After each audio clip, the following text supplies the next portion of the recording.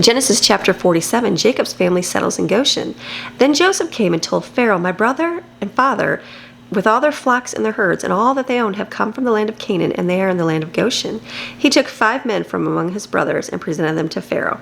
And Pharaoh said to his brothers, as Joseph expected, "What is your occupation?" And they said to Pharaoh, "Your servants are shepherds, both we and our fathers before us." Moreover, they said to Pharaoh, "We have come to live temporarily in the land of Egypt, for there is no pasture for the flocks of your servants in our land. For the famine is very severe in Canaan. So now please let your servants live in the land of Goshen." And then Pharaoh spoke to Joseph, saying, "Your father and your brothers have come to you. The land of Egypt is before you. Settle your father and your brothers in the best of the land, and let them live in the land of Goshen. And if you know of any men of ability among them, put them in charge of my livestock." So Joseph brought Jacob, his father, and presented him before Pharaoh. And Jacob blessed Pharaoh. Then Pharaoh asked Jacob, "How old are you?" Jacob said to Pharaoh, "The years of my pilgrimage are 130. Few and unpleasant have been the years of my life, and they have not reached the years that my fathers lived during the days of their pilgrimage." And Jacob blessed Pharaoh, and he departed from his presence. So Joseph settled his father and brothers and gave them a possession in Egypt, in the best of the land, in the land of Ramses, as Pharaoh commanded.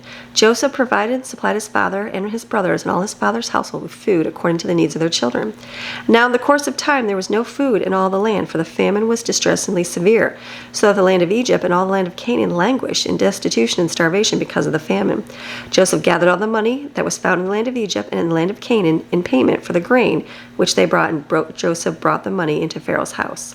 And when the money was exhausted in the land of Egypt and the land of Canaan, all the Egyptians came to Joseph and said, "Give us food.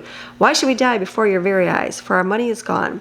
Joseph said, "Give up your livestock, and I will give you food in exchange for your livestock, since the money is gone." So they brought their livestock to Joseph, and he gave them food in exchange for their horses and their flocks and their herds and their donkeys. And he supplied them with food in exchange for all their livestock that year. When the year was ended, they came to him the next year and said to him, "We will not hide from my lord the fact that our money is spent. My lord also has our herds of livestock. There is nothing left in the sight of my lord but our bodies and our hands. Why should we die before your eyes, both we and our lands?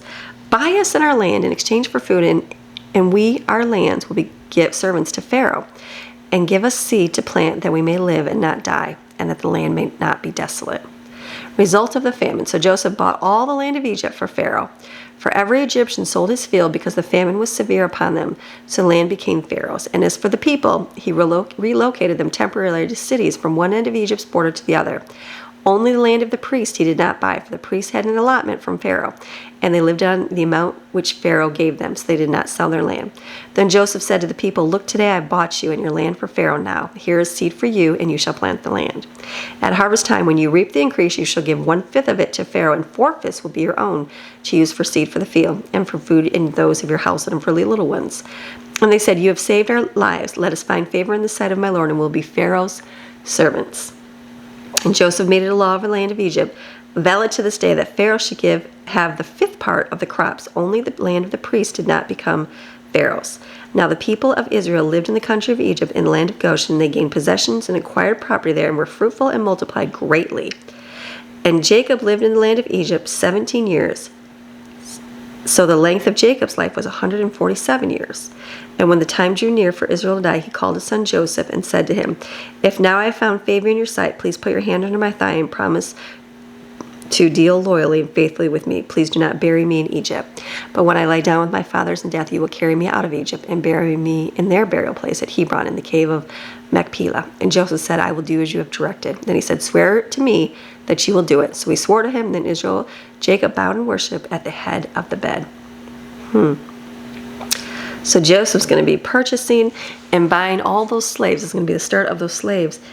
But it's interesting that it says it made them slaves. So again, looking ahead, giving some speculation. So was it out of greed? I don't know. Who knows what the reason? Maybe it was good heart. Who knows? I don't know. Being led. But he bought them. But it says that the Egyptians, they were fruitful and they multiplied greatly. They acquired properly. They gained possessions. So they're multiplying and growing. So good thing for them. But as we keep reading, I guess we'll kind of see how everything goes. So this is your daily Bible chapter, reading God's Word Monday through Friday. See you tomorrow.